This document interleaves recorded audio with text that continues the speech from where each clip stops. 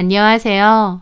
저는 몇 해 전 배은 망덕한 인간을 제 인생에서 완전히 도려낸 적이 있는 40대 중반의 여자입니다. 살면서 사람한테 뒤통수 맞고 배신 당하는 것처럼 데미지가 큰 일도 잘 없는 것 같아요. 그 사람을 믿는 만큼 그 충격과 상처는 더욱 큰 것 같고요. 저는 한 대학교에서 시간 강사로 일을 하고 있습니다. 교수를 목표로 하고 있고요. 저희 아버지는 건물을 여러 개 소유하고 계신 소위 건물주입니다. 여유로운 집안 환경 덕에 커오면서 큰 어려움 없이 살아왔었죠. 나름 큰 기복 없이 순탄한 인생을 살아왔다고 생각했습니다. 좋은 학교, 대학원 졸업하고 부모님 지원을 받으며 하고 싶은 공부 실컷 하고 또 소아과를 운영하는 의사 남편까지 살면서 굴곡을 겪어본 적이 있느냐는 소리까지 들어볼 정도로 평탄하고 여유로운 삶이었습니다. 그런데 그런 얘기가 있더라고요. 모든 사람에게는 예외 없이 각자 힘든 일이나 어려운 일들이 다 존재할 수밖에 없다고. 그런 시련이나 고통이 아예 없는 사람은 이 세상에 없다고요. 그게 마치 총량의 법칙처럼 잔잔하게 여러 개의 시련이 나타나는 사람도 있겠지만 한 번에 크고 묵직한 시련이 닥치는 사람도 있다고 하더라고요. 그렇게 치면 저는 후자에 가까운 것 같습니다. 평온하고 행복하다고 믿으며 살았는데 참 기가 막힌 일을 겪어야 했거든요. 남편은 저랑 결혼할 때만 해도 페이닥터로 일하고 있었습니다. 남편은 전형적인 계룡남 출신이었어요. 시댁은 형편이 많이 어려웠지만 그래도 공부머리가 특출났던 남편은 의대에 들어가고 의사가 되었습니다. 남편 밑으로 2명이나 더 있는 신우들은 대학도 못 갔어요. 가정 형편 때문에요. 오빠한테 모든 지원이 가다 보니 신우들은 대학도 못 가고 오히려 일하면서 오빠 등록금 보태주고 그랬던 거죠. 남편은 자기가 이 집의 유일한 기둥이다, 유일한 희망이다 라는 생각을 가지고 열심히 공부했다고 했습니다. 그렇게 의사가 되었고 집안 상황은 좀 나아졌겠지만 개원은 꿈도 못 꾸고 페이닥터로 계속 일을 하는 상황이었대요. 그러다가 저를 만난 거였죠. 제 친구의 소개였는데 그 남자는 저를 보자마자 운명의 반쪽이라고 느꼈다고 했습니다. 아, 이 여자랑 내가 결혼을 하겠구나. 그런 생각이 번뜩 들었다고 하더라고요. 그때는 그 말이 꽤나 로맨틱하게 느껴졌는데 이제 와서 보니 저한테 한눈에 반했다거나 사랑의 스파크가 튀어서 그랬다기보다 제가 돈 많은 집 딸이라는 걸 알았기에 본능적으로 저를 놓치면 안 될 것 같다는 생각을 한 게 아닌가 싶어요. 그걸 운명이라고 생각했던 것 같고요. 어쨌든 그 남자는 저에게 적극적으로 대시를 했는데 저도 그 남자가 마음에 들었습니다. 기본적으로 차분하고 진중한 성격 같았는데 한 번씩 웃으면 소년 같은 느낌이 들었어요. 저는 웃는 모습이 예쁜 사람이 이상형이었는데 그 남자의 천진한 웃음에 호감을 느끼게 되었습니다. 그렇게 저희는 잘 만나오다가 결혼까지 하게 되었죠. 저랑 결혼하고 나서 남편은 저희 아버지 건물 2층에 개원을 하게 되었습니다. 당연히 저희 아버지의 도움을 받아서요. 저희 아버지가 아예 병원을 차려주신 거죠.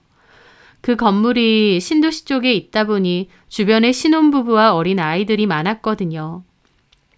그래서 소아과 위치로는 아주 탁월한 곳이었습니다. 남편은 처음엔 소아과만 개원해서 진료를 하다가 나중에는 소아 발달 센터까지 열었습니다. 요즘 발달 지연이나 언어 문제를 겪는 아이들이 많아지는 추세기에 남편이 운영하는 센터도 덩달아 몹시 잘 됐죠. 남편은 그걸로 돈을 꽤 많이 벌었고 그 동네에서 가장 인기가 많고 환자가 많은 소아과가 되었습니다. 그맘때 저는 고등학교 동창 모임에 나가게 되었어요. 저도 일이 바쁘다 보니 자주는 못 나갔는데 친구들의 성화에 오랜만에 가게 되었죠. 그런데 자리에는 화영이도 나왔더라고요. 화영이도 한동안은 집에 일이 많다고 모임에 안 나왔었는데 근 1년 만에 나온 것이었죠. 화영아, 너 진짜 오랜만이다. 오랜만이야, 연희야. 너 살 빠졌어? 가뜩이나 마른 애가 다이어트라도 하니? 다이어트는 무슨. 그냥 이래저래 힘들어서 빠졌어. 뭐가 힘들어? 다른 애들한테 못 들었어? 나 이혼했는데. 아, 정말? 저는 몰랐습니다. 저도 너무 바빠서 딱히 다른 친구들하고 자주 만나거나 연락을 많이 하진 않았거든요. 더더욱 화영이 얘기를 굳이 한 적도 없고요. 게다가 저 역시도 오랜만에 모임을 나온 것이기도 해서 화영이의 근황은 몰랐습니다. 전에 남편하고 사이가 좋지 않다는 말은 얼핏 들었던 것도 같은데 결국 이혼을 했구나 싶기도 했습니다. 언제? 오래됐어? 아니야. 별거는 좀 오래 했는데 완전히 서류 정리된 지는 몇 달 안 됐어. 지금은 혼자 살아. 그렇구나. 미안해. 나도 사는 게 바빠서 몰랐어. 미안하긴. 나는 아무렇지도 않은데 뭐. 저는 그 뒤로부터는 의도적으로 화영이의 이혼에 대해서 얘기를 꺼내지 않았습니다. 무슨 사정이 있는지는 잘 모르겠지만 어쨌든 더 이상 그런 얘기는 안 해야겠다 싶었죠. 그러다가 화영이가 묻더라고요. 참, 니네 남편은 병원 엄청 잘 된다며? 발달치료센터까지 열었다고. 소아과 바로 앞에. 그 대화를 듣고 있던 친구 하나가 그러더라고요. 연희 얘는 돈을 아주 갈퀴로 긁어 모으겠어. 가뜩이나 부잣집 딸이. 부잣집 딸은 무슨. 진짜 부잣집 딸이 들으면 웃길 일이다. 야, 네가 진짜 부잣집 딸이잖아. 건물주 아버지의 의사 남편에 본인은 대학 교수고. 교수는 무슨 시간 강사지. 곧 될 거잖아. 하여튼 얘 팔자가 제일 부러워. 오늘 네가 사라. 저는 민망해서 내가 살 테니 많이 먹으라고 하고 술만 마셨습니다. 그런데 화영이는 뭔가 저에게 할 말 있는 듯 저를 힐끗힐끗 보더라고요. 왜? 저기 연희야, 나 너한테 할 말 있는데 나중에 따로 연락해도 되지? 당연하지. 친구끼리 뭘 그런 걸 물어봐. 연락하고 싶으면 언제든지 하면 되지. 근데 무슨 할 말? 나중에 전화해서 얘기할게.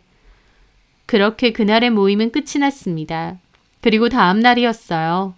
저는 강의를 마치고 나오는데 화영이로부터 전화가 왔더라고요. 저희 학교로 왔으니 시간 되면 식사라도 같이 하자고요.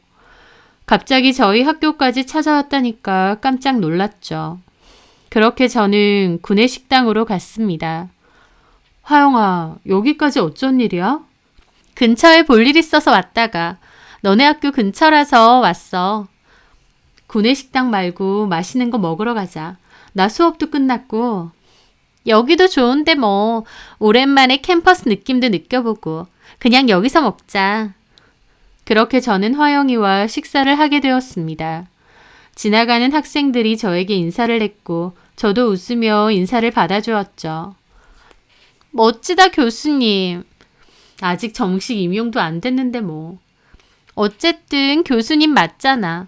너는 참 예전부터 보면 다 가진 것 같아. 공부도 잘하고 운도 좋고. 에이, 내가 뭘. 근데 나는 왜 이 모양인지. 실은 내가 어제 너한테 연락 좀 해도 되겠냐고 했잖아. 그거 너한테 취업 부탁하려고 그런 거야. 취업? 나 이제 혼자 됐잖아. 일해야지. 그래서 말인데 원무과나 간호조무사 쪽으로 혹시 너네 남편 병원에 취업 좀 시켜줄 수 없을까 해서. 나이도 많고 경력은 없다 보니 취업도 쉽지는 않네. 라며 화영이는 씁쓸하게 웃더라고요. 화영이는 고등학교 졸업 후 2년제 대학을 들어갔었습니다. 다른 고등학교 친구들은 저랑 사는 형편이 비슷비슷한 편인데 그중 화영이만 집안 형편이 좋지 않았어요. 화영이는 2년제 보건행정학과를 졸업하고 병원 원무과에서 1년 정도 일을 했었습니다. 그러면서 간호조무사 자격증도 땄었죠. 그런데 1년 정도 후에 갑자기 결혼을 한다고 하더라고요. 상대방 남자는 화영이보다 12살이 많았고 사업을 하는 사람이라고 했습니다. 나이가 좀 많아서 괜찮을까 싶기도 했지만 화영이는 결혼하는 것에 너무 행복해 보이더라고요. 그리고 남자가 돈을 잘 버니까 경제적으로 여유가 생겨서 행복하다고 그랬습니다. 그전까진 저희들하고 만나도 돈 쓰는 게 부담스럽다고 잘 그랬는데 이제는 돈 잘 버는 남편이 있으니 돈 쓰는데 부담이 없어서 좋다고도 했죠. 나이 차이는 좀 있지만 그래도 알콩달콩 잘 사는 줄 알았는데 언젠가부터 불화가 심하다고 하더니 결국 몇 달 전 이혼을 했던 겁니다. 아무리 친구라지만 자존심도 강한 화영이가 저한테 이런 부탁을 하는 게 얼마나 어려운 일일까 싶었어요. 그래서 저는 걱정 말라고 남편에게 말해서 자리 알아봐 줄 테니 좀만 기다리라고 했습니다. 친구가 힘들게 부탁하는데 없는 자리라도 만들어주고 싶은 게 제 마음이었어요. 그렇게 남편에게 말했고 남편은 딱히 빈자리가 없는 건 맞다고 했습니다. 하지만 화영 씨가 필요하면 자리를 하나 만들어 보겠다고 했고 발달센터 쪽에서 상담 실장 자리를 만들어 주었어요. 그렇게 화영이는 저희 남편 병원으로 출근을 하게 되었습니다. 화영이는 너무 고맙다며 저희 가족에게 밥도 한번 샀어요. 그리고 저한테는 피해가는 일 없게 열심히 일하겠다고도 하고요. 화영이는 약속대로 정말 열심히 일을 해주었습니다.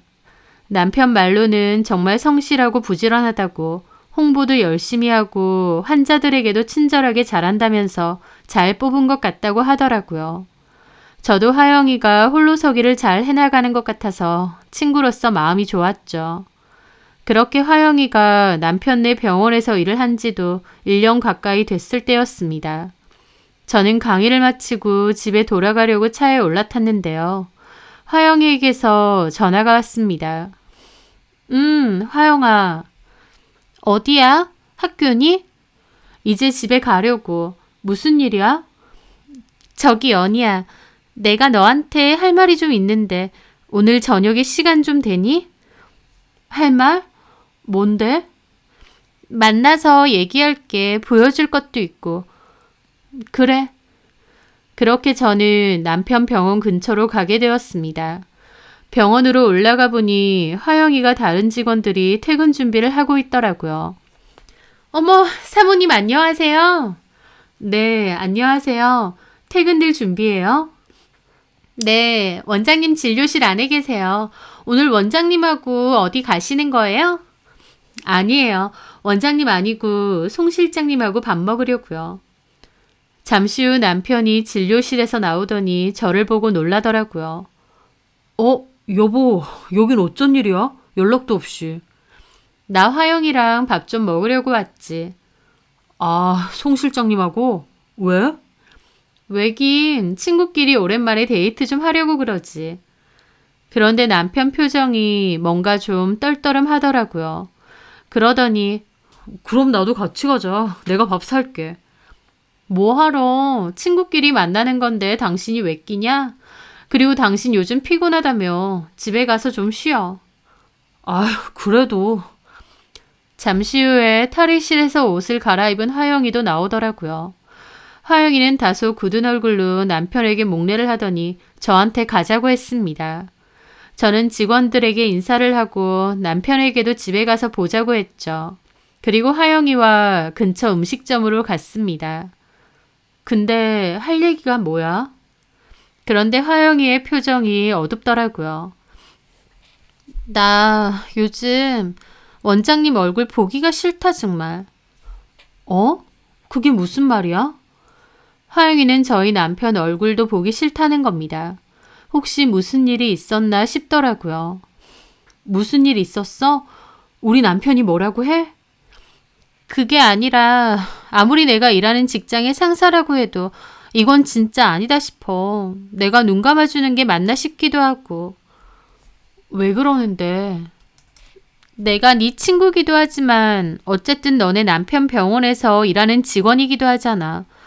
그래서 사실 이런 말을 해야 되는지 아니면 그냥 묵인해야 되는지 나도 솔직히 고민이 좀 많았단 말이야. 하지만 나도 사람인데 네가 나 위해서 직장 자리까지 마련해줬는데 나 살자고 모른 척하는 건 좀 아닌 것 같아서. 화영이는 무슨 말을 꺼내려고 하는 건지 거창하게 둘러대더라고요. 저는 마음이 조급해져서 물었습니다.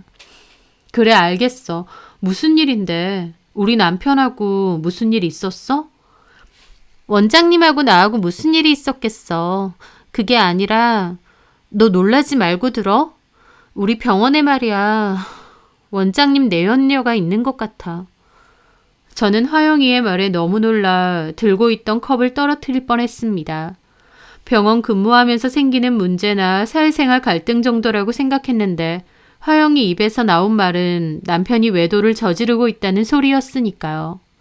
게다가 그 외도 상대가 저희 병원 안에 있다는 겁니다. 지금 뭔 소리해? 우리 남편이 바람을 핀다고? 확실한 거야? 실은 내가 그 두 사람 같이 있는 것도 봤거든. 누군지도 알아. 같이 있는 걸 봐? 언제? 2주 정도 됐나?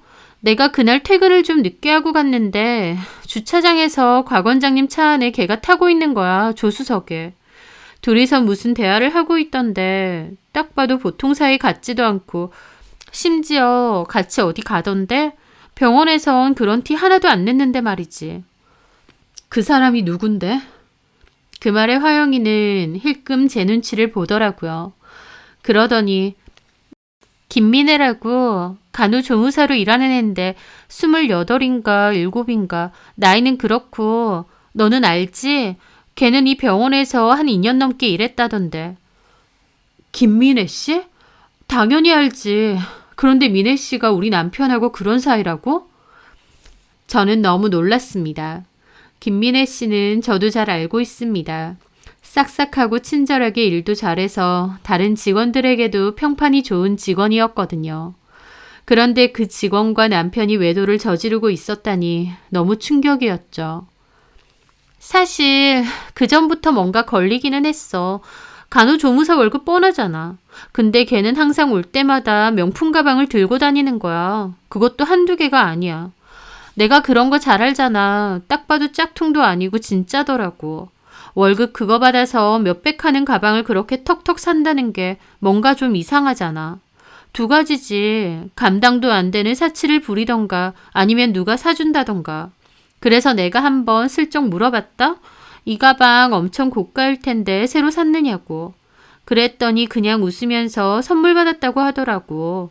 누구한테 받았냐니까 남자친구한테 받았다는 거야. 민혜 씨 남자친구 되게 부자인가 보다 했더니 아무 말 안 하고 그냥 말더라고. 쟤 분명히 스폰이 있던지 뭐가 있어도 있다 그랬는데 그 뒤에 너네 남편이랑 차에서 그러고 있는 걸 내가 본 거야.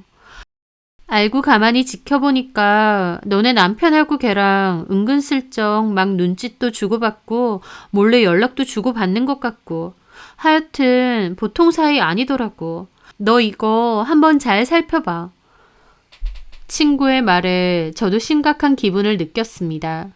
저는 생각지도 못했는데 저희 남편이 외도를 저지르고 있고 상대방이 남편 병원 직원이라니요.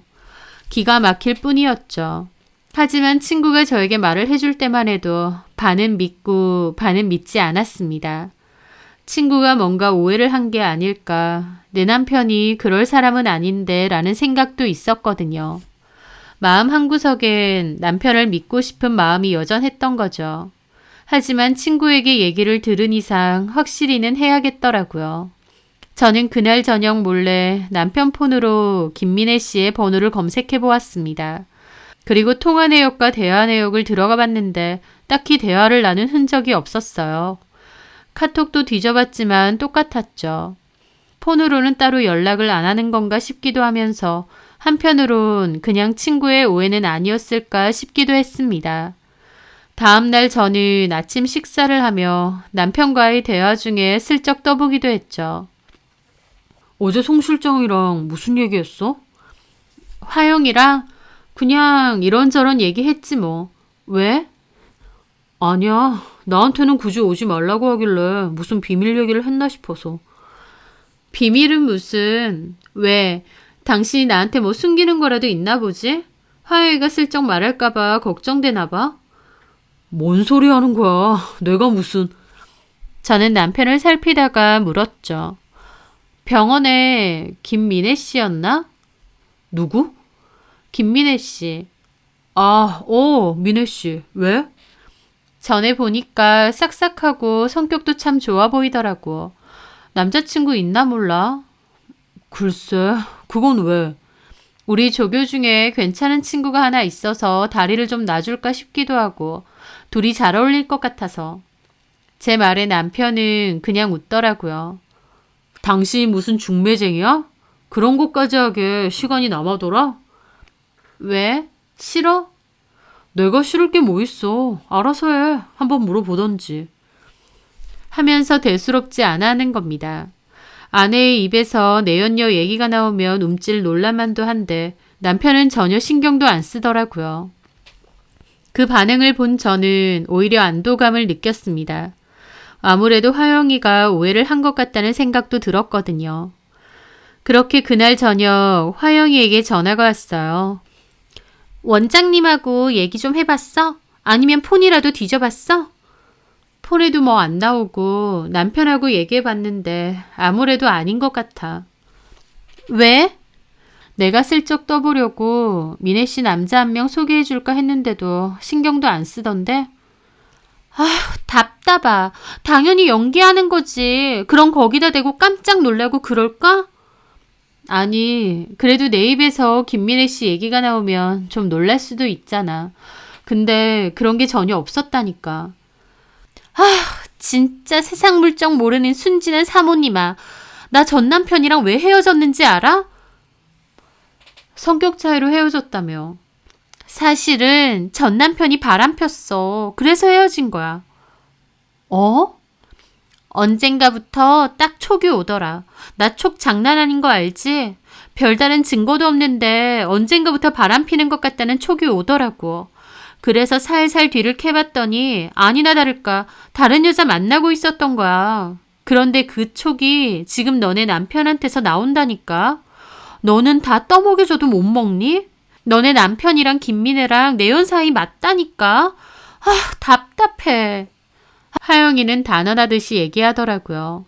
부인인 저보다 화영이가 더 흥분해서 얘기를 하는 겁니다. 화영이가 너무 단언하니까 저도 마음이 좀 안 좋아지더라고요. 있어봐. 내가 둘이 그렇고 그런 사이라는 거 직접 밝혀내 줄 테니까. 증거 들이밀면 믿을 거지? 그렇게 화영이의 전화가 끊겼습니다. 뭘 어쩔 셈이지 싶었죠. 그런데 얼마 뒤 화영이로부터 영상 하나가 폰으로 날라왔습니다. 이게 뭔가 싶어서 켰더니 탈의실 아니었고 화영이가 몰래 찍은 것 같더라고요.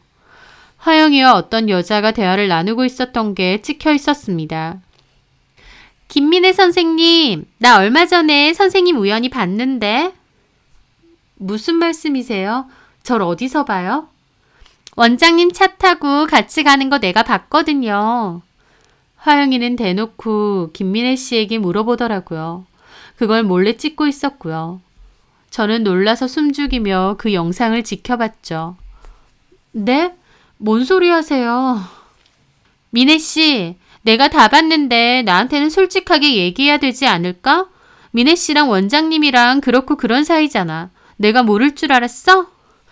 그 말에 김민혜 씨는 아무런 말이 없었습니다. 내가 다 봤다니까? 왜 말이 없어? 잘못 보신 것 같은데요. 저 그런 적 없어요. 없긴 뭐가 없어. 내가 다 봤다니까? 보긴 뭘 봤다고 자꾸 그러세요. 원장님이 잠깐 태워주신 것 뿐이에요. 방향이 같아서. 원장님하고 민혜 씨가 동네가 아예 정반대인데 뭐가 방향이 같아? 제가 어디 갈 데 있다고 하니 원장님이 태워주신 거라고요. 근데요, 송 실장님, 제가 이런 걸 왜 실장님한테 일일이 변명해야 돼요? 참나, 어이가 없네. 나 원장 사모랑 친구야. 알지? 당연히 알죠. 이 병원에 그거 모르는 사람이 어딨어요. 사모님이 꽂아줘서 이 병원 들어온 거잖아요. 뭐? 꽂아? 지금 말 다 했어? 맞잖아요. 이까지 동네 소아병원 원무과 들어오는데 꽂아줄고 말고 할 게 어딨어? 어쨌든 정식 채용으로 들어온 거 아니잖아요. 여튼 이런 식으로 나오면 곤란해. 나 내 친구한테 다 얘기할 거야. 그래도 돼? 잘못한 게 없는데 사모님한테 뭔 얘기를 해요. 같은 방향 같아서 원장님 차 좀 얻어 탔기로서니 제가 뭘 그렇게 잘못했다고요? 너 그렇게 안 봤는데 꽤 뻔뻔하다. 네가 맨날 바꿔서 메고 다니는 그 가방들 원장님이 사준 거 아니냐고. 아니거든요. 그리고 그게 실장님하고 뭔 상관인데요. 진짜 주제 너무시네. 말하는 싸가지 마라. 그리고 왜 상관이 없어. 내 친구 일이니까. 그 말에 김민혜 씨는 막 웃더라고요. 진짜 코미디다. 친구 일이라서 나서는 건 개뿔. 내가 모를 줄 아나? 너 지금 뭐라고 했니? 너 내가 다 알고 하는 말이야. 좋은 말로 할 때 원장님하고 끝내. 실장님이 뭔데요? 자기가 마누라야? 뭐야? 진짜 어이가 없다. 야, 너 진짜 좀 맞을래? 나이도 어린 년이. 저도 가만 안 있어요. 그리고 조용히 좀 하세요. 밖에 다 들리는 거 몰라요? 쪽팔린 줄도 모르고. 하고 나가는 소리가 들렸습니다. 하영이가 씩씩거리며 영상을 끄더라고요. 그 영상을 다 보고 멍하게 있는데 화영이가 곧바로 전화가 왔습니다. 영상 봤어? 진짜 뻔뻔한 년 아니니? 유부남하고 놀아놓고 저렇게 말한다? 내가 알던 김미래 선생하고 좀 다르긴 하네. 저런 성격인 줄 몰랐는데. 그게 중요한 게 아니야. 니네 남편이랑 놀아나면서 저렇게 뻔뻔하게 나온다니까? 너 어떻게 할 거야? 저는 착잡한 기분이었습니다. 대놓고 인정한 건 아니지만 화영이 말대로 대화의 분위기가 김민혜와 저희 남편이 내연관계인 건 맞는 것 같더라고요. 내가 저 기집애 집 주소를 줄게. 집 주소를? 내가 가만 옆에서 지켜보니까 너네 남편이 저기 집에 집에도 잘 가는 것 같아. 정말? 그래. 내가 너 대신해서 옆에서 지켜봤다니까. 너네 남편 요새 좀 늦게 들어오지 않아? 학회도 가야 되고 모임도 있고 이래저래.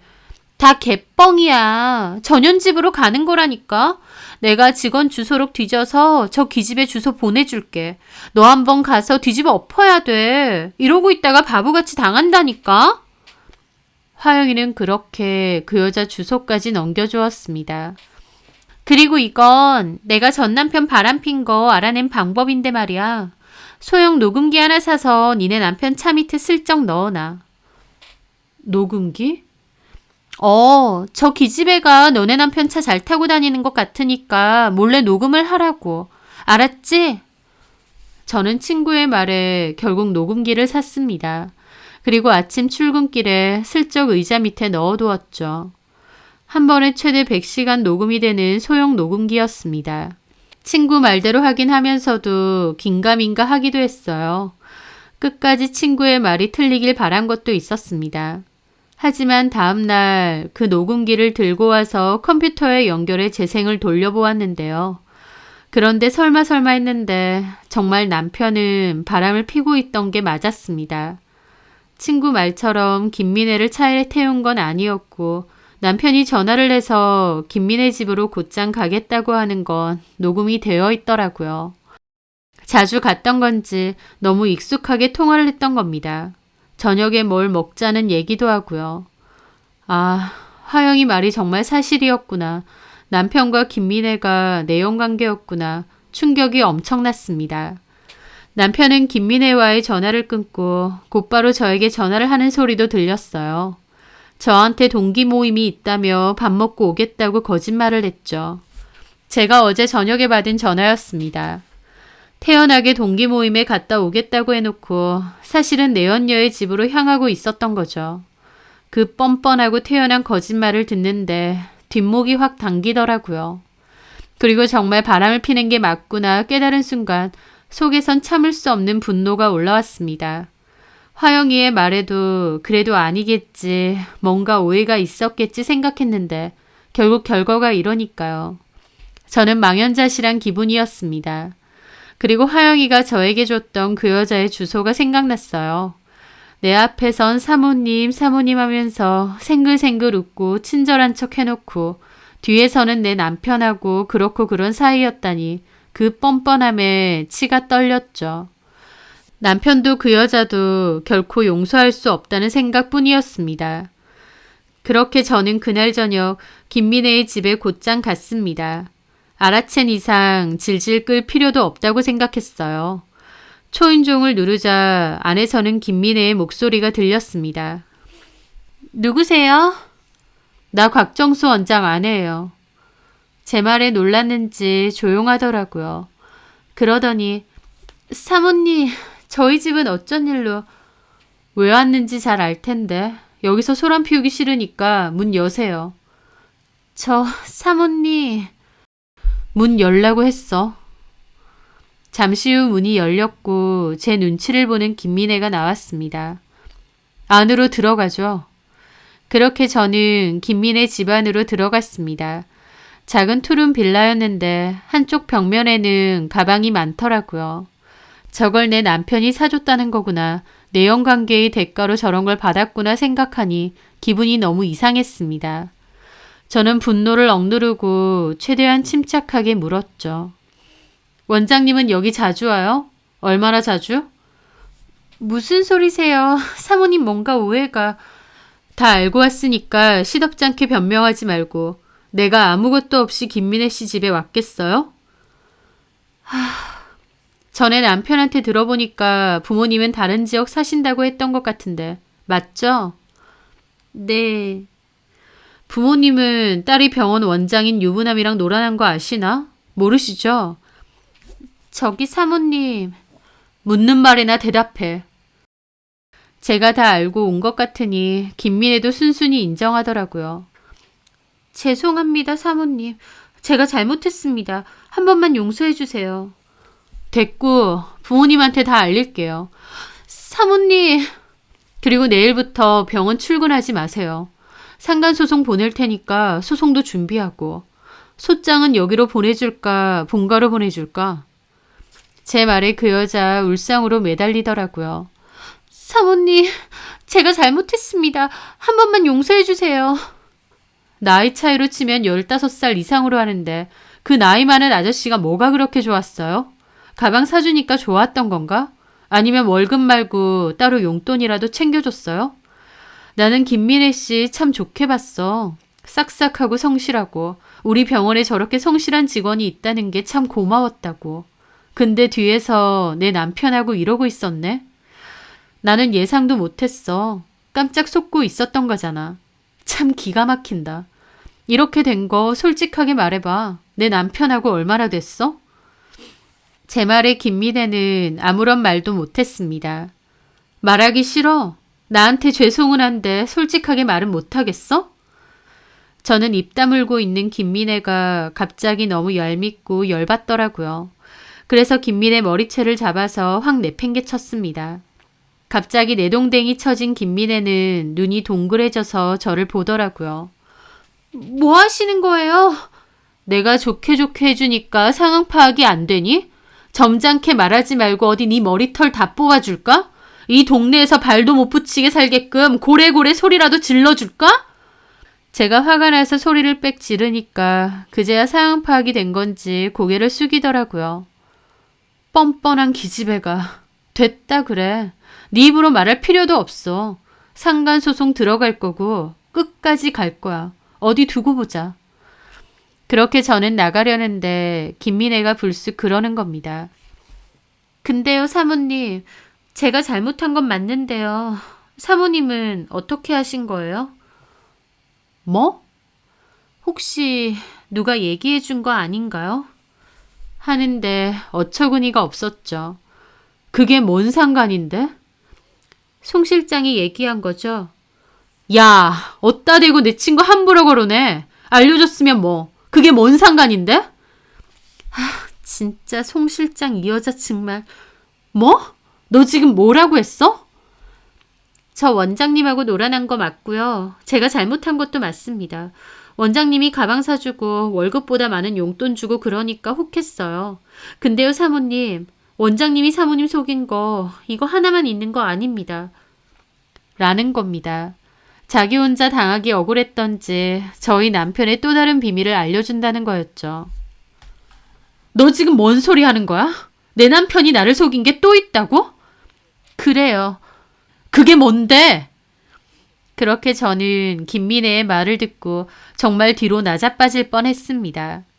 김미래와 남편이 내연관계라는 것을 알았을 때보다 10배는 더 충격이었거든요. 저는 그 길로 남편에게 전화했습니다.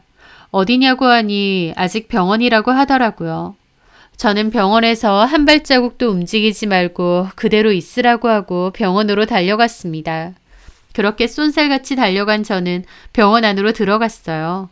다 퇴근하고 원장실엔 남편만 남아 있었죠. 여보! 저는 남편 얼굴을 보자마자 그대로 싸대기를 날렸습니다.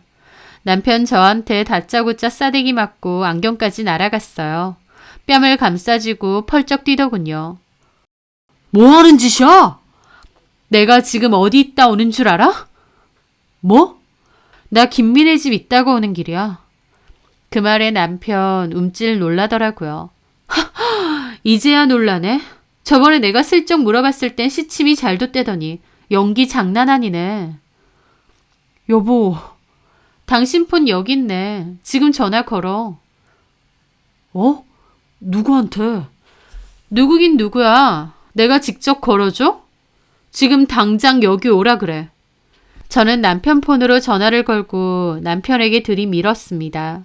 남편도 어린 아간 얼굴로 있다가 상대방이 전화를 받으니 병원인데 좀 오라고 했어요. 상대방이 뭐라고 하든 말든 저는 전화 끊어버렸죠. 남편은 아무 말도 못하고 제 눈치만 보고 있더라고요. 저기 여보, 한마디도 하지 마. 그 기집애 오면 다 같이 얘기할 거니까. 그렇게 저는 분노로 손까지 떨면서 기다리고 있었습니다. 잠시 후 비밀번호 해제되는 소리와 함께 문이 열렸습니다. 그 여자는 남편과 함께 있는 저를 보고 놀라더라고요. 연희야. 그 여자는 제 친구인 송화영이었습니다. 내 남편이 오라고 전화하니 신나서 한달음에 달려오네. 어? 저는 송화영 머리채를 그대로 잡았어요. 갑자기 저한테 머리채를 잡힌 화영이는 놀라서 소리를 빽빽 질렀는데 저는 그대로 확 떠밀어 버렸습니다. 송화영은 바닥에 나동그라졌죠. 야, 너 미쳤어? 너야말로 미친 거 아니야? 김민혜 그 기집애도 이 사람이랑 놀아났지만 너도 마찬가지라며. 너도 내 남편이랑 놀아났다며. 그 말에 화영이는 헉하고 놀라더라고요. 네, 김민혜가 저에게 해준 말은 그 말이었습니다. 자기가 원장님하고 내연관계인 것도 맞대요. 그런데 송하영이 입사하고 난 뒤 의도적으로 저희 남편에게 접근했더랍니다. 그래서 둘이서도 그렇고 그런 일이 있었다는 겁니다. 회식 끝나고 둘이서 모텔 가는 걸 어느 병원 직원이 봤고 병원에서도 암암리에 다 알고 있었답니다. 원장하고 송 실장하고 그렇고 그런 사이다라는 소문은 있었지만 송 실장이 제 친구다 보니 다 쉬쉬한 거였죠. 김미래도 그 소문은 들었지만 어차피 저희 남편을 돈 보고 만난 거고 진짜 좋아했던 것도 아니기에 그 소문에 별로 신경도 안 썼다고 합니다. 그런데 저희 남편이 송하영하고 관계를 금방 끝냈고 김미래는 계속 만났답니다. 송하영 입장에선 자기는 잠깐 놀다가 팽당한 거니 분통 터졌겠죠. 그러다가 원장이 김미래와도 부적절한 관계라는 것을 눈치챈 거고요. 그래서 작정하고 본처인 저에게 이 모든 사실을 다 폭로한 거였습니다. 자기 얘기는 쏙 빼놓고요. 하지만 남편은 김미래에게 이런 얘기까지 다 했답니다. 와이프 친구라서 어쩔 수 없이 병원에서 같이 일은 한다만 너무 껄끄럽고 싫다면서요. 이 모든 이야기를 들은 저는 남편이 김미래뿐만 아니라 제 친구인 송하영하고도 외도관계가 있었다는 걸 알게 된 거죠. 남남인 김미래보다 친구인 송하영이 저를 속이고 이용했다는 사실이 더 기가 막히더라고요. 게다가 저희 아빠가 차려준 병원에서 직원들한테까지 다 소문이 날 정도로 놀아난 남편한테는 말할 것도 없이 분노가 올라왔습니다. 남편은 저한테 미안하다고, 자기가 잠깐 어떻게 된 것 같다고, 김민혜도 정리하겠다고 빌더라고요. 그리고 송하영 이 여자하고는 별 사이도 아니라면서 이 여자가 작정하고 먼저 막 들이댄 거라고 하더라고요. 당신 친구니까 어쩔 수 없이 좀 받아주고 했는데 이 여자가 완전 작정하고 들이밀었다면서요.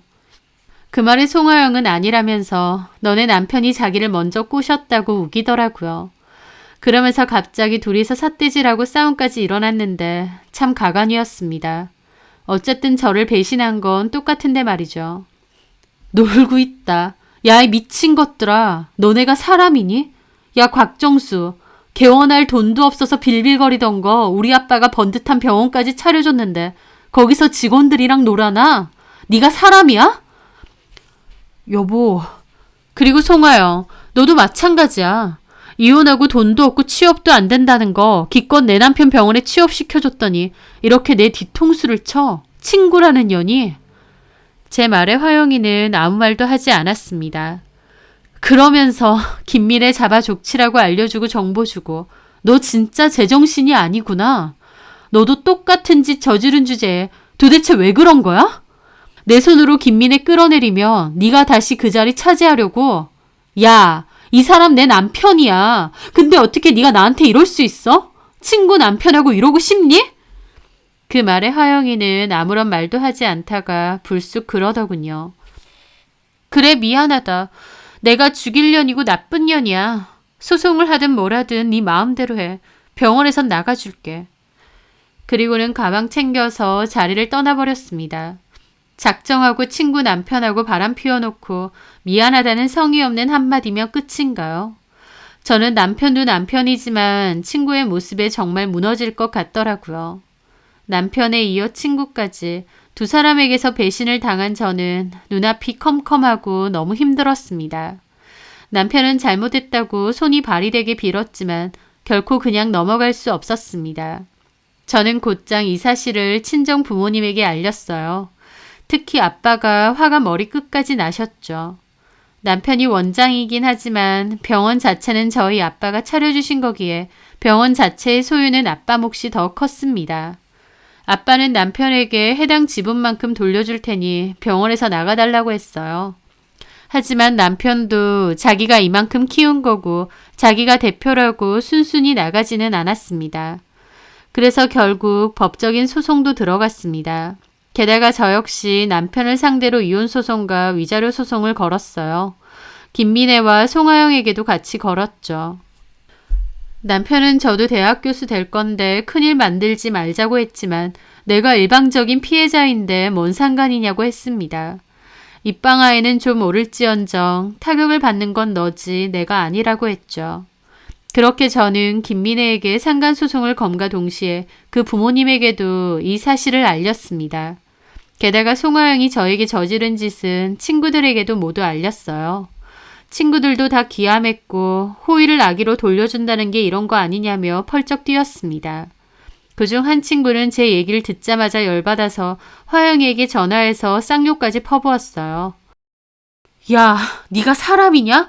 연희가 너 생각해서 일자리 마련해줬더니 연희 남편하고 놀아나? 이거 완전 쓰레기네. 그랬더니 오히려 화영이가 더 악을 쓰면서 너는 김연희 나팔수냐고.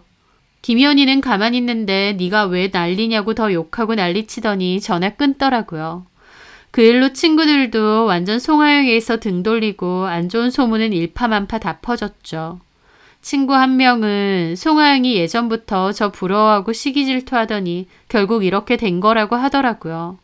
걔가 언제 나를 시기 질투했느냐 그런 적은 없었다 하니까 그 친구 말로는 아니래요.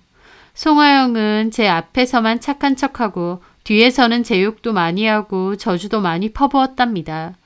쟤는 먼복이 있어서 부모 잘 만나고 남편 잘 만나느냐고요.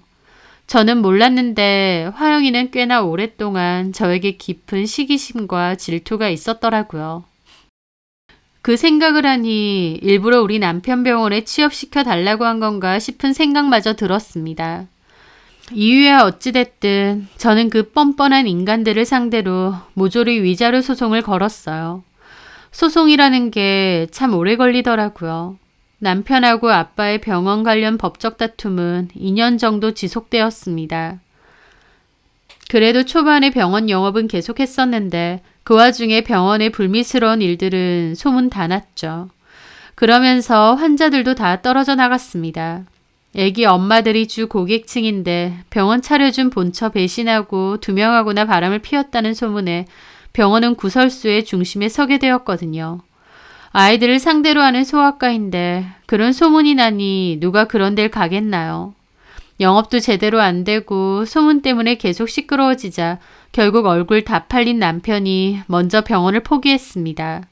저랑 남편의 이혼 소송도 마무리된 상태였고 남편 나간 뒤에는 병원 내부 리모델링하고 다른 소아과가 들어왔습니다. 새로운 병원이고 새로운 원장이라고 대대적으로 홍보를 했는데 위치가 워낙 좋다 보니 그 소아과도 잘 되더라고요. 전 남편은 소문이 무서웠는지 좀 떨어진 지역의 타 병원에서 다시 페이닥터로 일을 한다고 하고요. 보통 개원이가 다시 페이닥터로 일하는 일이 흔치는 않다는데 남편은 그 흔치 않은 일을 해내더라고요. 본인이 저지른 짓 때문에요. 저를 처음 봤을 때 운명이라고 느꼈다던데 그 운명이라는 건 제가 본인의 성공에 도움이 될 만한 물주라는 뜻이었겠죠.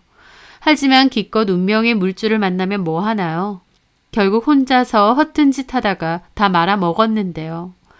저토록 어리석은 인간이 또 있을까 싶습니다. 송하영도 마찬가지입니다. 본인을 위해 선뜻 손을 내밀어준 친구를 저버렸던 그 인간. 원장 사모님이라는 제자리가 탐이 났던 건지 아니면 제 남편에게 남모르게 흠모하는 마음이 있던 건지 혹은 저에 대한 질투심으로 눈이 돌아버린 건지 그 친구의 진짜 속마음이 뭔지는 모르겠습니다. 사실 알 필요도 없고요. 제일 중요한 건 남편이든 송하영이든 참 어리석고 멍청한 짓을 저지르고 그 일로 인해 스스로 망했다는 것이겠죠. 남의 인생이 마냥 평온하고 행복해 보여도 모든 사람은 자기 나름의 전쟁을 겪고 있다고 합니다. 저 역시도 마찬가지예요.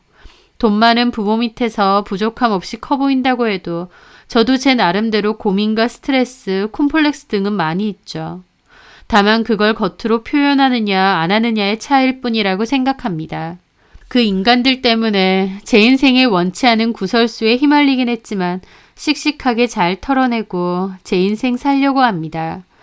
크게 생각하면 큰일이고 또 아무것도 아닌 일이다 생각하면 아무것도 아니잖아요. 남편과 친구로부터 배신당하고 이혼하고 소송하고 참 별일이 있었지만 기나긴 인생에서 이 정도 일 아무것도 아니다 생각하고 그냥 흘려보내려고 하네요.